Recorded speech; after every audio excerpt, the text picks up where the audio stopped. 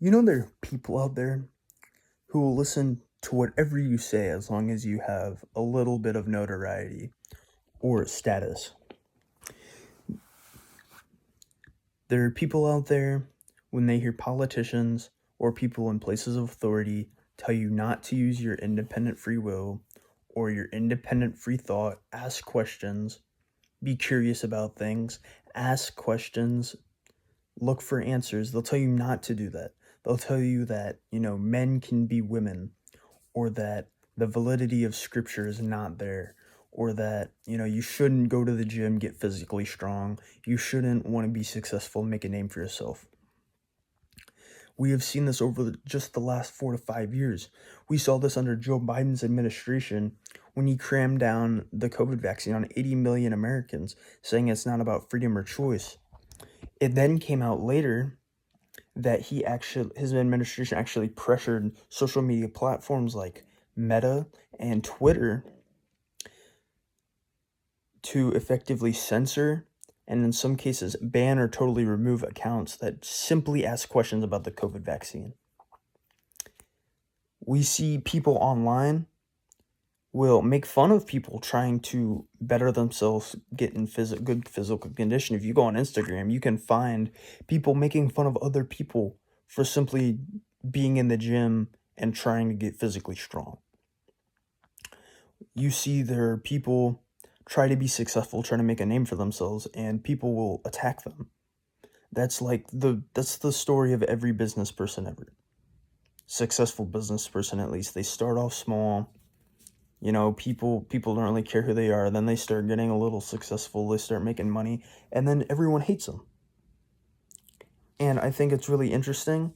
And I think it's interesting because I think it validates the authenticity of Scripture. Because if you look at in the Old Testament, God actually, destroys villages and cities because they don't honor them. They don't honor God. And the idea that any of this is honoring God is inherently a lie. Not all of it is necessarily dishonoring God, although not using your free will is not necessarily not honoring God, but carving out, idols and listening to them over God when God gave you free independent thought, free will, free this, free that, and they're telling you not to use that. I would argue that is dishonoring God. God has destroyed cities in the Old Testament simply for doing that exact thing. And if we look at the book of Jonah and Charlie Kirk have a very similar story. Obviously, they're very different people, but the story is very similar. The city of Nineveh, if you want to parallel it to anything, it's like the city of thieves in Adventure Time. It's a very dangerous place. They don't honor any kind of moral code. The city of Nineveh, they don't honor God. So God comes to Jonah and he says, go teach them about me, teach them about my rules. And if they don't listen, I'm going to destroy the city.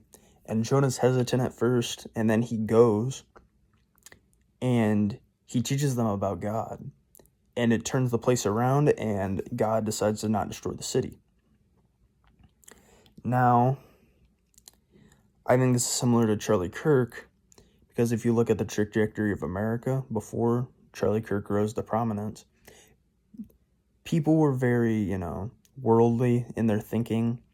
There was that sect of Christianity and religious and moral people in America, but it wasn't vast. And then Charlie came around, flipped all these people, brought them towards religion, towards Christianity, towards the Lord. And I think he really saved the trajectory of Western civilization. And I think it's our job, and it's my focus, to continue that, because if we look at what Jesus says in the New Testament, you can't serve two masters. And I think if we continue on this road of, slave mind philosophy, where, I'm not going to use my free will, or, yeah, men can be women, It's not, transgenderism is fine. In fact, it's not just fine, it's good. If we continue buying into this idea, I think America could be in really deep trouble. Because even if you're not religious, even if you're not, say you're an atheist, which I'm not, I can openly condemn atheism. If you're looking for something, you should find Jesus. Jesus is Lord, but hypothetically, say you're an atheist, and you have two atheists. One uses their independent thought, asks questions, has a drive, discipline, tries to gets in peak physical condition, tries to be successful, and the other one buys into the idea that, oh, I shouldn't do any of that. I shouldn't do any of that. Which do you think is going to be a loser? More likely than not, you would say the one who, the second atheist who says, oh, I shouldn't go to the gym, try to work out. I shouldn't try to be successful. I shouldn't try to, use my free independent thought. And I think if you want to be successful, then you're going to have to ask questions. You're going to have to be disciplined, try to get in peak physical condition. You don't have to be like, Sam Sulek and be this giant hulking man, but at least try to be in good physical condition. And you gotta ask questions. Use your independent thought. Don't believe things just because people say them. Believe things because it's your personal conviction. You believe the evidence. There's sufficient evidence to believe in something. And I think if you do this, you will, no matter what, be successful.